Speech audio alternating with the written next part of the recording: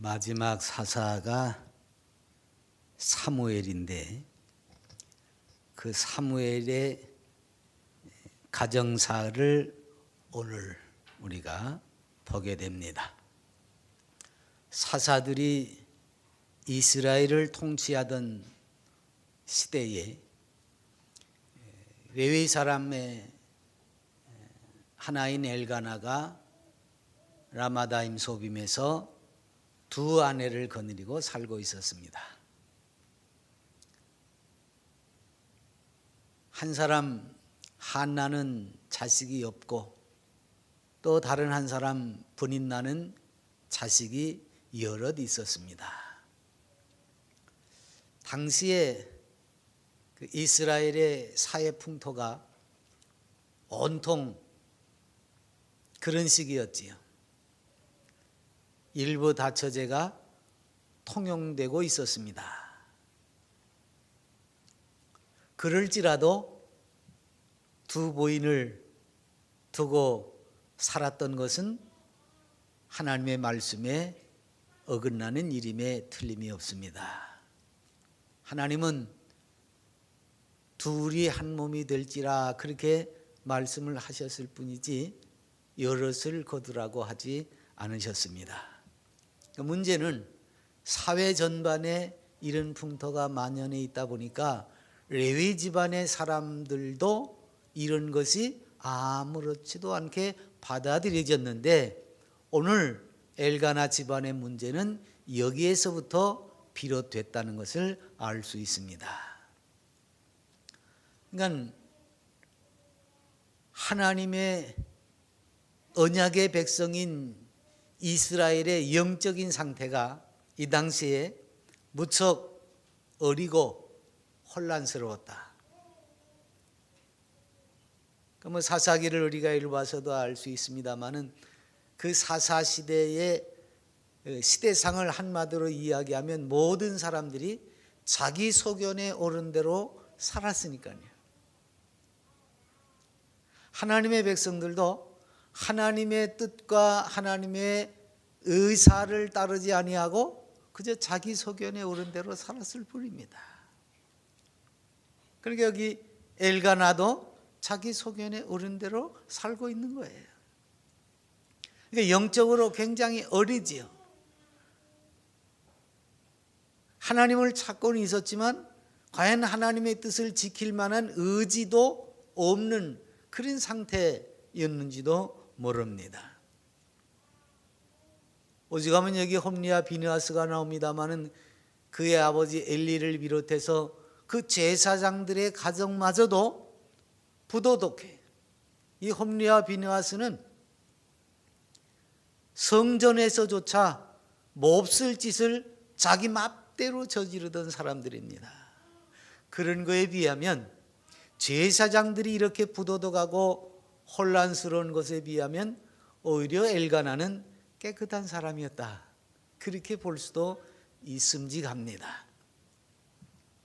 가정은 본래 하나님께서 인생을 창조하시고 생육하고 번성하면서 하나님의 나라를 이루어 나갈 때에 가장 기초 단위로 만들어준 사회구조입니다. 그러니까 이 사회의 중심이 가정입니다. 가장 기초 단위, 기본적인 단위가 가정입니다. 다시 말하면 하나님 앞에서 이 한 가정이 신앙적으로 성공하느냐 실패하느냐 이것은 사회 전반에 걸쳐서 커다란 영향을 끼칠 수 있다는 겁니다. 한 가정의 신앙의 성공은 하나님이 이 땅에 하나님의 나라를 이루어 가는데 큰 역할을 하고 열쇠가 되는 일이라고 할 수가 있습니다. 그러니까 이 가정 속에서 하나님의 뜻을 따라서 서로 사랑하고 화평하며 살아가는 그 모든 것을 통해서 하나님 나라의 삶이 조금씩 넓혀져 가고 이해가 되고 숙달되어져 간다고 말입니다.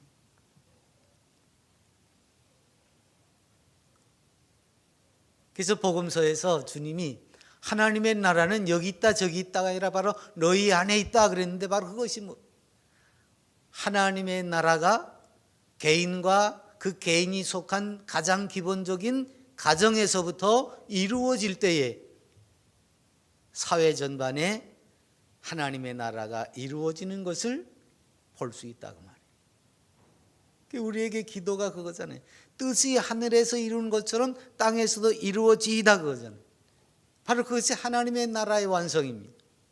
그 하나님의 나라가 완성되어지는 데에 바로 이 가정이라고는 가장 기초적인 단위가 쓰임을 받게 되어지는 것입니다. 그래서 우리는 신앙적인 가정을 살펴볼 수 있어야 돼요. 성경이 말하는 신앙적인 가정이 뭐냐? 여러분, 개인이나 가정이나 마찬가지입니다. 사회 속에서, 교회도 마찬가지입니다. 이 세상에 살고 있기 때문에 하나님의 백성이요, 하나님의 가정이요, 하나님의 나라라고 하지만 전혀 문제가 없는 것은 아닙니다. 오히려 수많은 문제에 둘러싸여져 있습니다. 그래서 주님을 믿는 가정들도 문제가 많지요.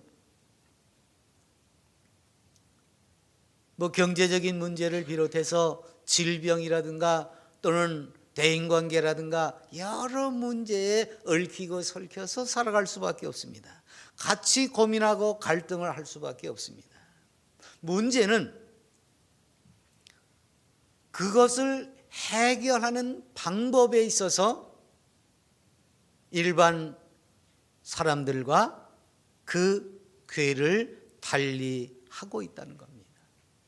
즉, 문제가 똑같이 있지만 그 문제를 맞닥뜨리고 해결해 나가는 데에 하나님이 원하시는 방법을 쫓아서 하기 때문에 구별된 길을 간다고 하는 사실입니다. 이 엘가나의 가정이 당시에 혼란스럽고 어린 사회상을 단편적으로 보여주고 있습니다만은, 그래도 엘가나가 이 가정을 꾸려나가는 데에 세상 사람들의 방법이 아니라 하나님이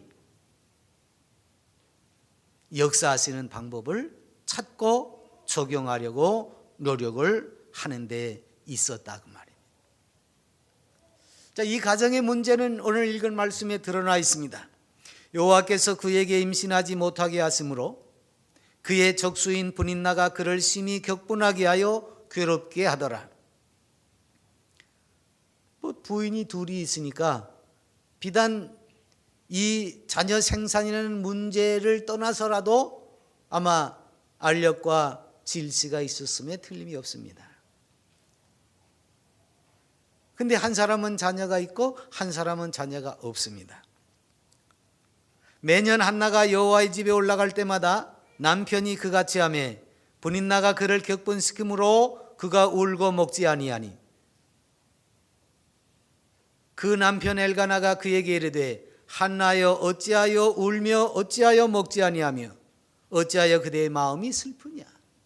내가 그대에게 10 아들보다 낫지 아니하냐?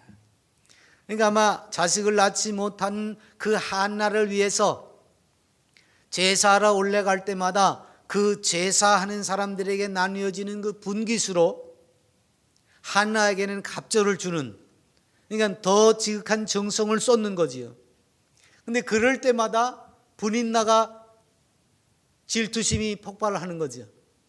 저 자식도 못한 여자한테, 자식도 낳지 못한 여자한테 오히려 더 많이 분깃을 나눠주니까 자기는 그래도 자식도 낳고 집안에 큰일은 자기가 다 한다고 생각하는데 정작 중요한 재물의 분깃은 한나에게 더 많이 돌아가니까 아마 질투심이 더 폭발을 했는 것 같습니다. 그래서 더 박해를 하는 거죠. 더 괴롭히는 거죠. 남편 엘가나도 우는 한나를 보면 더 괴로워요. 괴롭히는 본인 나도 안타깝기가 짝이 없고, 괴롭힘을 당하는 한나도 보니까 안타깝고, 그래서 한다는 말이 뭐예요? 내가 그대에게 10 아들보다 낫지 아니하냐. 자식 없다고 그러지 마라. 내가 너에게 10 아들 못지않게 잘해줄게. 이런 소리입니다.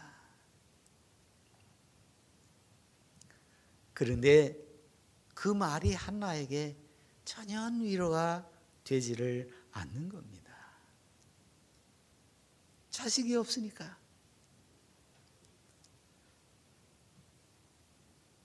적어도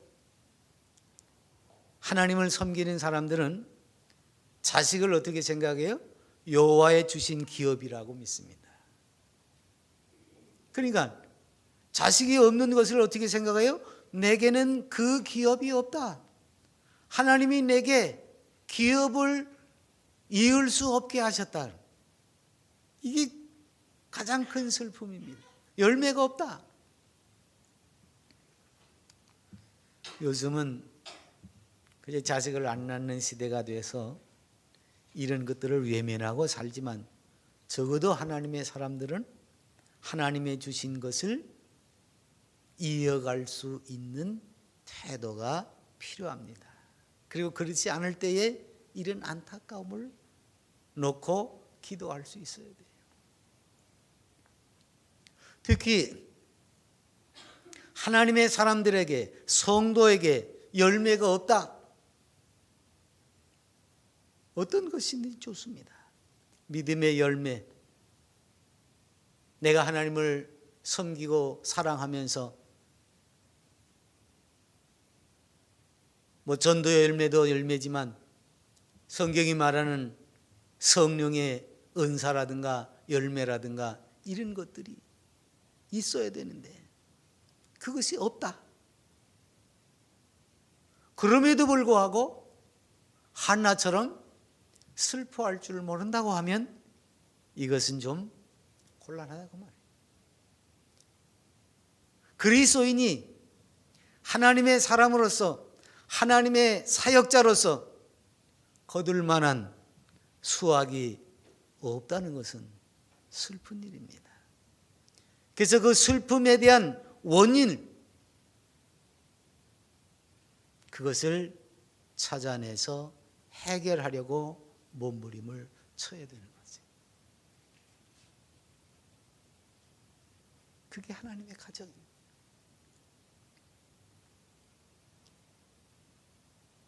그럼에도 불구하고 본인 나에게 조롱을 당하지? 조롱을 당할 수 있습니다. 한나가 자식이 없으므로 경건하지 않은 사람들로부터 조롱을 당하는 계기가 됐다. 물론 본인 나도 레위 사람인 엘가나의 부인님의 틀림이 없습니다. 그러나 겉으로는 한나와 차별이 있는 상태였습니다. 대개 한나처럼 사람들의 사랑을 받지 못하는 이들에게 하나님께서는 다른 사람들보다 더 많은 사랑과 은총을 베푸십니다. 그래서 주님이 세상에 계실 때에 이 가련한 이들과 함께 어울리기 때문에 주님 별명이 뭡니까? 세리와 죄인들의 친구로다. 주님은 긍휼함을 받아야 되는 그 사람들에게 긍휼을 베푸십니다. 그러니까 우리가 이 세상에서 멸시와 천대를 받고 조롱을 당하게 될 때, 무시를 받게 될 때 더욱 하나님만 의지하고 따라가야 하는 거죠. 세상이 나를 무시하고 멸시하고 조롱하니까 그걸 이겨내기 위해서 세상적인 방법을 동원해 가지고 불의한 수단을 사용할 수는 없는 거다. 하나님을 의지하고 긍휼이 넘치는 그 하나님의 손에서 위로를 받을 때에 우리는 놀라운 은혜를 덧입게 됩니다. 그래서 한나는 울고 먹지 않습니다. 사람의 위로, 남편의 위로가 되지도 않을 뿐만더러 그것 가지고서는 한나의 그 심정을, 한나의 상태를 회복할 수 없고 위로할 수가 없습니다. 매년 여호와의 집에 올라갈 때만 그때만 그랬겠습니까? 일상생활에서도 늘 마찬가지였을 겁니다. 어쨌든 여호와의 집에 올라가서조차, 제사를 하고 나서조차 한나는 위로가 안 됐습니다. 오히려 브린나에게 조롱을 당하고 멸시를 당합니다. 하나님을 예배하는 데서조차 위로받을 수 없는 그 한나는 통곡할 수밖에 없는 거죠. 그래서 슬픔에 잠겨 있습니다. 그럴수록 브린나는 한나를 더 심하게 괴롭히는 거죠. 아마 엘가나의 사랑을 혼자 독차지하고 싶은 욕심에 한나와 경쟁하면서 내가 이긴다고 하는 이런 마음으로 한나를 윽박질른지도 모릅니다. 엘가나는 제사할 때마다 희생의 짐승을 잡아서 제물을 바쳤고 그 희생 제물로 인해서 나뉘어지는 분깃을 한나에게는 기업이 없으므로 오히려 갑절을 떼어줍니다. 그러면서 내가 이렇게 당신을 사랑하지 않느냐, 그러니까 좀 마음을 풀어라. 그럴 때마다 브린나는 질투심이 더 나서 한나를 더 괴롭혔다.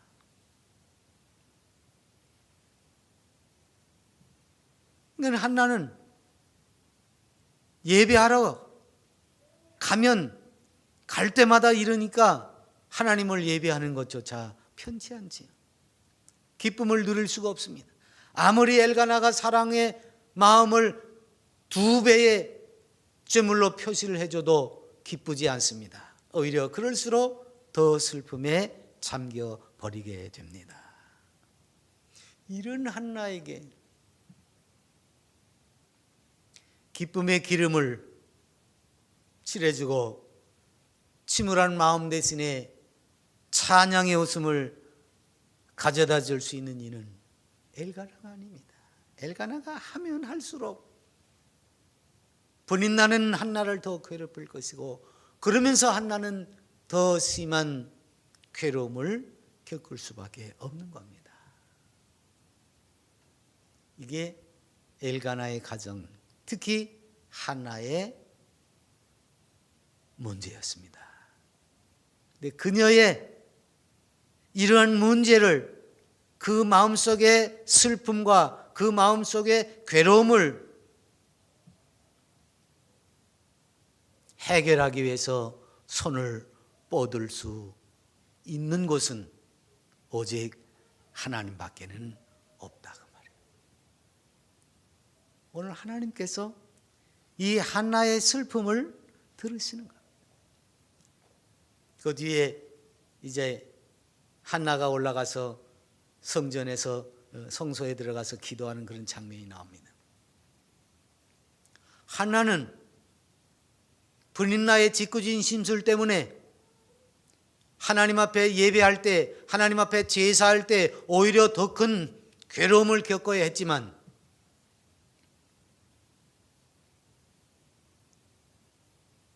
엘가나는 가장으로서 이 제사를 피할 생각이 전혀 없었습니다. 그래서 신앙의 가정에서 하나님을 제사하고 하나님을 예배하는 것을 통해서 어떻게 해서라도 이 가정의 문제를 원만하게 해결해 나갈 수 있을까 꽤나 노심초사했던 사람입니다.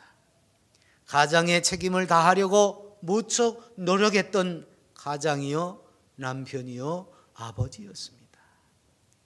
이게 오늘 신앙의 가정에서 문제를 바라보는 시각이요 해결하는 방법입니다.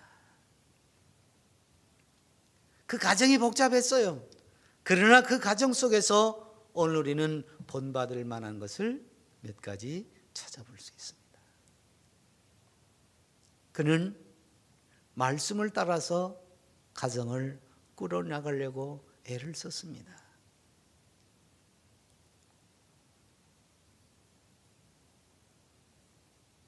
비록 하나님이 원하시는 건 아니었습니다마는 당시 시대의 상을 좇아서 두 아내를 얻었습니다마는 그래도 하나님의 말씀에 따라서 하나님을 예배하고 신앙 안에서 가족들을 단속하고 신앙 안에서 가족들의 화목을 만들어 가려고 몸부림을 쳤다, 그런 말씀입니다.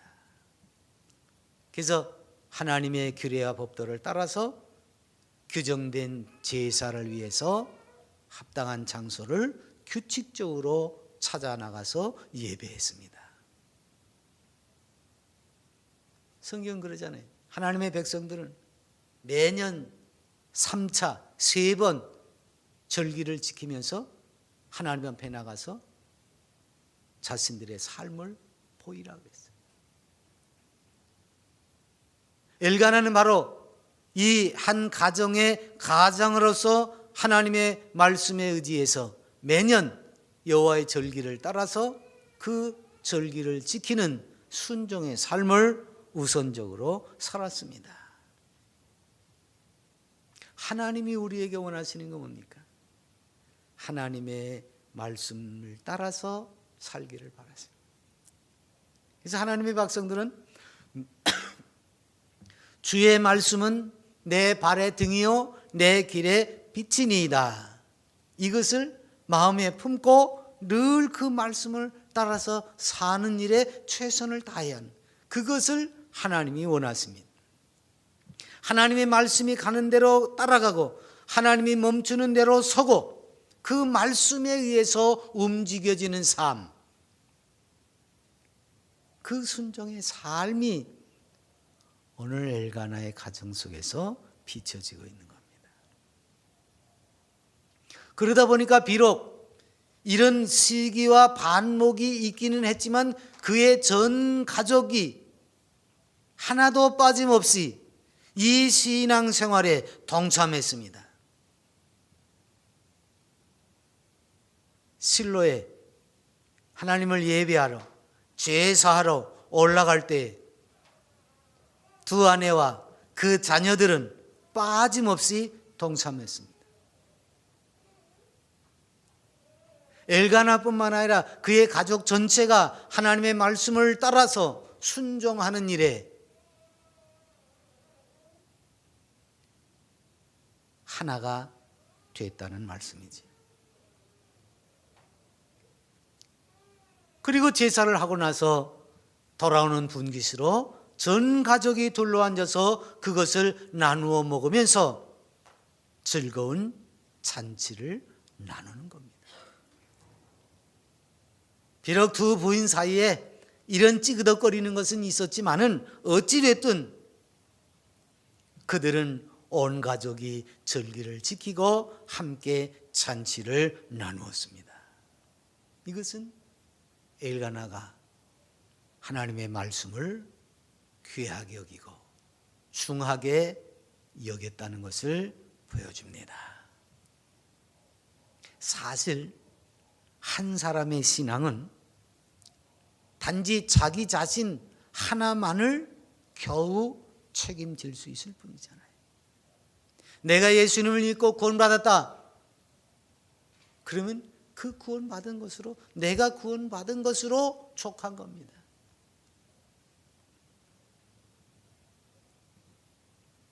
내가 구원받았으니까 다른 사람도 내가 구원할 수 있다가 아닙니다. 한 가정에 한 사람이 예수 그리스도를 믿었기 때문에 그 가족 전체가 예수 그리스도를 믿고 구원을 받는다, 그 약속을 해주는 게 아닙니다.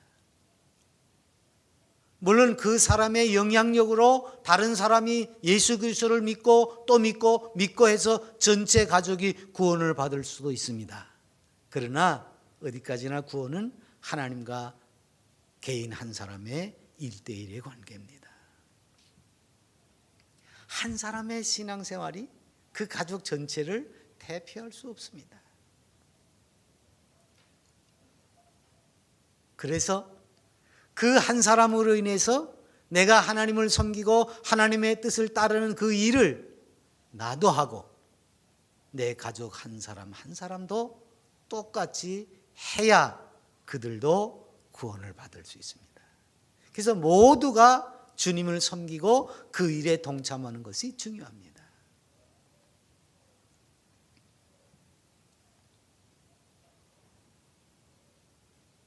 근데 일반 수도 종교에서는 어떻게 합니까? 우리 기독교에도 그런 병폐가 들어와 가지고 자꾸 무슨 이름을 걸어놓고, 자녀는 예배당에 나오지도 않는데 자녀 이름을 써가지고 연보하는 사람들이 있지요. 그러면 그 사람이 구원받습니까? 그 사람이 복을 받습니까? 이거 왜 자꾸 그런 생각을 하는지 몰라요. 그는 이방 종교에서 하는 겁니다. 우리는 각자가 하나님 앞에 서야 돼요. 그리고 그 각자가 하나님 앞에 서서 서로 연락하고 상합해서 하나님의 가족을, 하나님의 가정을 꾸려나가는 겁니다.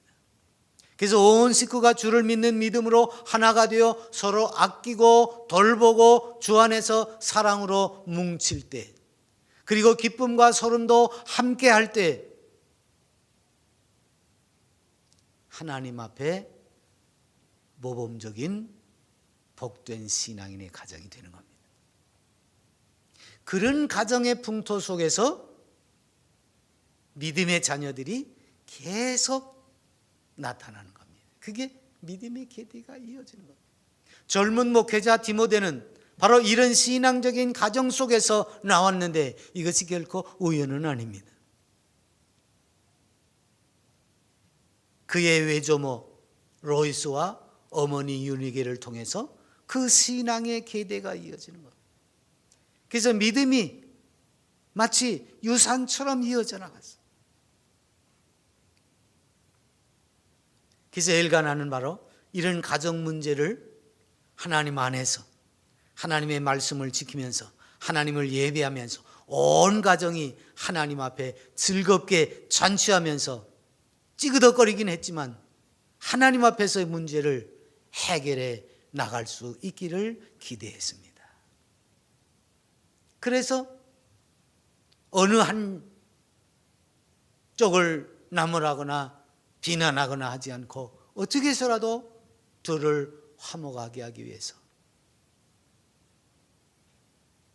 하나님의 말씀으로 하나님 앞에 나와서 예배함으로 하나님의 사랑과 위로로 이 문제를 대처해 나가게 됐다. 두 사람의 아내를 둔 것이 잘했다는 얘기는 아닙니다. 이것이 사사시대의 일반적인 이스라엘 사람들의 모습이기 때문에 그저 묵인이 됐을 뿐이지만 엘가나는 이런 가정 속에서 벌어지는 문제를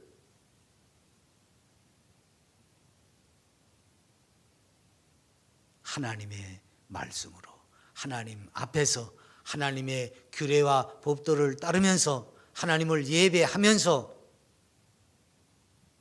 해결하기 위해서 노력을 했다는 겁니다. 이게 중요한 거죠. 문제가 있으면 그것을 여기저기 세상에서 방법을 강구하는 것이 아니라 하나님 앞에서 그 방법을 찾아 나가는 겁니다. 오늘 우리네 가정도 마찬가지입니다. 한번 돌아봐야 돼요. 문제 없는 것이 중요한 것이 아닙니다. 문제가 있지만 그 문제를 어떻게 바라보고 어떻게 해결하느냐. 예수 믿는 사람들의 가정이라고 해서 만사형통일 수는 없습니다. 이 세상 어느 나라, 어느 민족도, 어느 가정도 문제 없는 가정은 없습니다.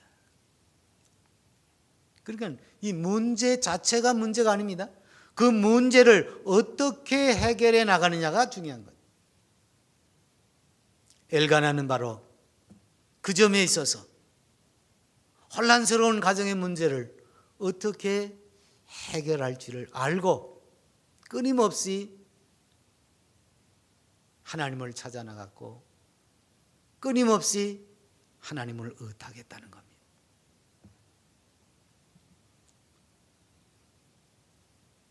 남자로서, 가장으로서 힘이 아닌 사랑과 인내와 위로로서 그 문제를 해결하려고 노력을 했습니다. 주님의 지혜와 사랑으로부터 나오는 훈계와 지도, 그 위로만이 가정의 문제를 해결할 수 있습니다. 이 성경은 오직 주의 교양과 훈계로 자녀들을 양육하라고 했습니다. 오늘 그리스도인들은 하나님의 나라에서 그의 상속자로서 가지는 특권과 복이 있습니다. 이것이 오늘 이 땅을 살아가는 우리들 가정 속에 허락된 은혜입니다. 그래서 우리는 우리에게 허락하신 이 복된 가정을 하나님의 말씀을 따르는데 최고 우선순위를 둘 수 있어야 합니다. 문제가 발생하면 그 문제를 비판적인 사고로 바라보거나 혹은 세상적인 방법으로 해결하려고 하는 것이 아니라 오직 주의 교양과 훈계로 단속하고 그 방법을 따르기만 한다면 충분히 이겨낼 수 있습니다. 그래서 이 세상의 모든 문제 있는 가정들 속에 오직 모범된 하나님의 가정으로, 하나님의 권속으로 세상을 이기는 멋진 그리스도인이 될 수 있습니다. 기도하겠습니다.